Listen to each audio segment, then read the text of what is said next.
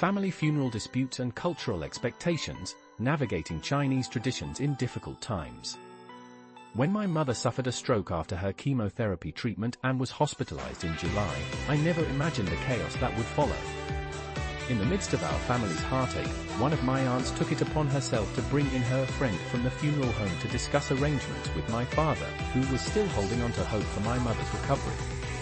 It was a moment that should have been filled with love and support, but instead, it felt like a business transaction. My father was understandably furious. He wanted to believe that my mother would pull through, but the pressure from relatives was mounting. They insisted on a lavish 3-day funeral, complete with an expensive niche, while I had envisioned a simple 1-day service followed by scattering her ashes in an eco-friendly garden. I was labeled unfilial and ungrateful for wanting something more modest. It seemed that in our culture, the size of the funeral equated to the love that we had for the deceased, and I was caught in the middle of this big-face culture. To add to the drama, my aunt made a shocking request for my mother's gold jewelry, claiming there was a prior arrangement that my mother had made. I was left questioning whether she was being genuine or just trying to take advantage of the situation. She insisted that the gold would be sold and the money used as help for me if anything were to happen, but I wouldn't see a penny directly.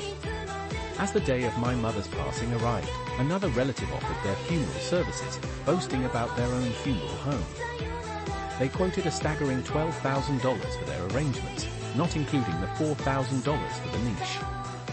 Meanwhile, the current arrangements were around $7,500 and $3,000 for the niche.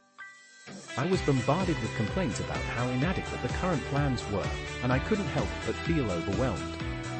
The chanting sessions were priced at $350 each, which felt utterly ridiculous to me.